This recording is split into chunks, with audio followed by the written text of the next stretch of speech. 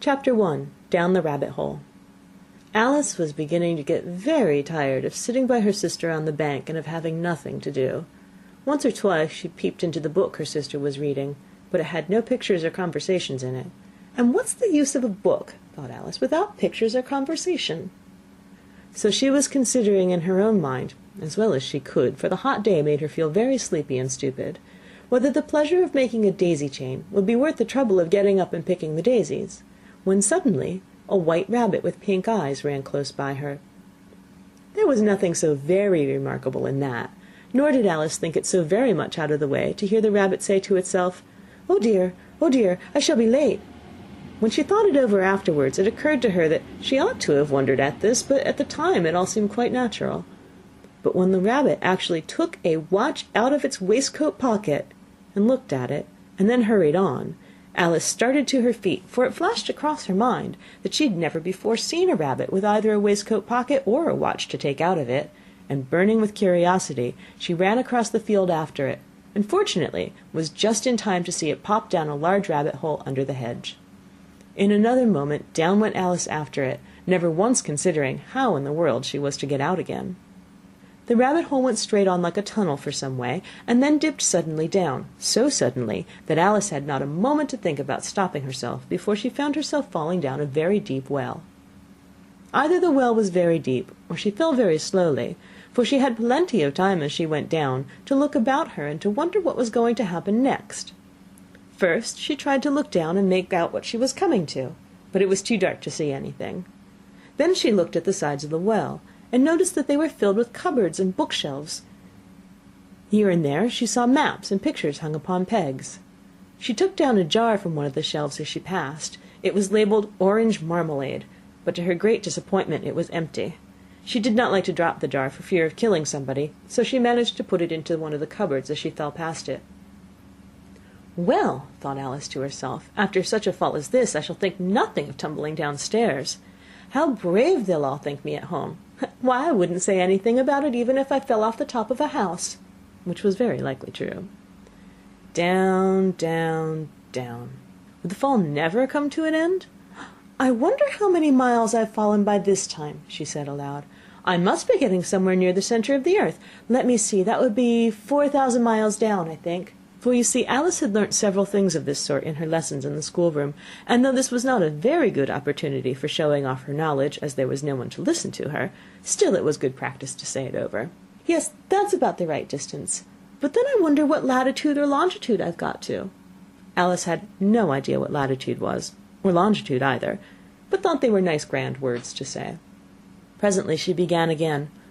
"I wonder if I shall fall right through the earth. How funny it'll seem to come out among the people that walk with their heads downward. The antipathies, I think." She was rather glad there was no one listening this time, as it didn't sound at all the right word. "But I shall have to ask them what the name of the country is, you know. Please, ma'am, is this New Zealand or Australia?"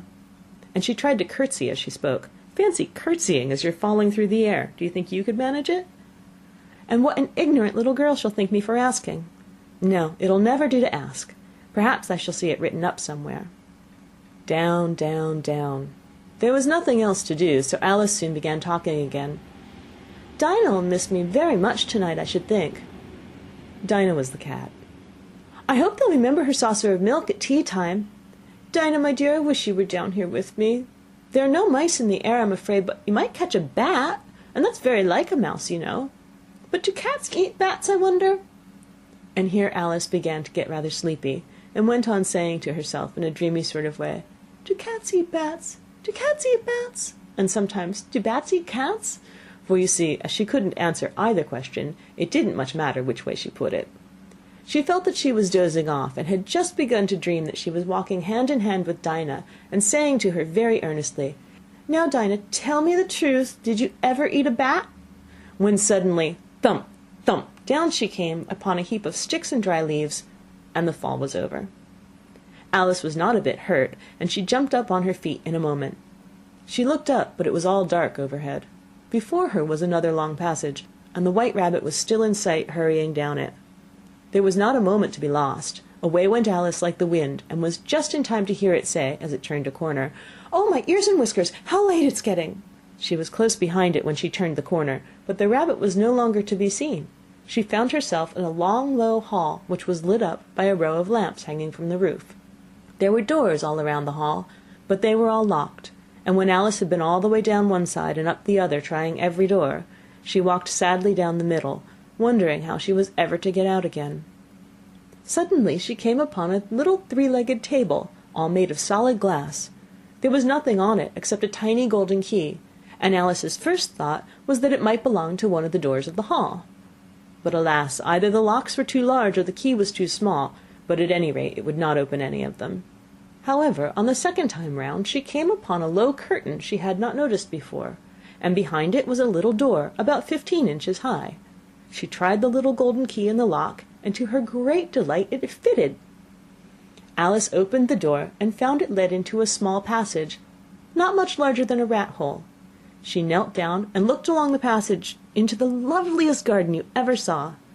How she longed to get out of that dark hall and wander about among those beds of bright flowers and those cool fountains, but she could not even get her head through the doorway. And even if my head would go through, thought poor Alice, it would be of very little use without my shoulders. Oh, how I wish I could shut up like a telescope! I think I could, if I only know how to begin. For you see, so many out-of-the-way things had happened lately that Alice had begun to think that very few things indeed were really impossible. There seemed to be no use in waiting by the little door, so she went back to the table, half hoping she might find another key on it, or at any rate a book of rules for shutting people up like telescopes. This time she found a little bottle on it, which certainly was not here before, said Alice, and round the neck of the bottle was a paper label, with the words "Drink me" beautifully printed on it in large letters. It was all very well to say "drink me," but the wise little Alice was not going to do that in a hurry. "No, I'll look first," she said, "and see whether it's marked poison or not," for she had read several nice little histories about children who'd gotten burnt and eaten up by wild beasts and other unpleasant things, all because they would not remember the simple rules their friends had taught them, such as that a red-hot poker will burn you if you hold it too long, and that if you cut your finger very deeply with a knife it usually bleeds. And she had never forgotten that if you drink much from a bottle marked poison, it's almost certain to disagree with you sooner or later. However, this bottle was not marked poison, so Alice ventured to taste it, and finding it very nice, it had, in fact, a sort of mixed flavour of cherry tart, custard, pineapple, roast turkey, toffee, and hot buttered toast. She very soon finished it off. "What a curious feeling," said Alice. "I must be shutting up like a telescope." And so it was indeed. She was now only 10 inches high, and her face brightened up at the thought that she was now the right size for going through the little door into that lovely garden. First, however, she waited for a few minutes, to see if she was going to shrink any further. She felt a little nervous about this, "for it might end, you know," said Alice to herself, "in my going out altogether like a candle. I wonder what I should be like then." And she tried to fancy what the flame of a candle is like after the candle is blown out, for she could not remember having ever seen such a thing. After a while, finding that nothing more happened, she decided on going into the garden at once. But alas for poor Alice, when she got to the door, she found she had forgotten the little golden key, and when she went back to the table for it, she found she could not possibly reach it. She could see it quite plainly through the glass, and she tried her best to climb up one of the legs of the table, but it was too slippery, and when she had tired herself out with trying, the poor little thing sat down and cried. "Come, there's no use crying like that," said Alice to herself rather sharply. "I advise you to leave off this minute." She generally gave herself very good advice, though she very seldom followed it, and sometimes she scolded herself so severely as to bring tears into her eyes. She once remembered trying to box her own ears for having cheated herself in a game of croquet she was playing against herself, for this curious child was fond of pretending to be two people. "But it's no use now," thought poor Alice, "to pretend to be two people. Why, there's hardly enough of me to make one respectable person." Soon her eye fell on a little glass box that was lying under the table. She opened it, and found in it a very small cake, on which the words "Eat me" were beautifully marked in currants. "Well, I'll eat it," said Alice, "and if it makes me grow larger, I can reach the key, and if it makes me grow smaller, I can creep under the door. So either way I'll get into the garden, and I don't care which happens." She ate a little bit, and said anxiously to herself, "Which way? Which way?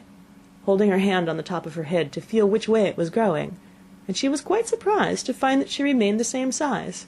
To be sure, this generally happens when one eats cake, but Alice had gotten so much into the way of expecting nothing but out of the way things to happen, that it seemed quite dull and stupid for life to go on in the common way. So she set to work, and very soon finished off the cake. End of Chapter 1.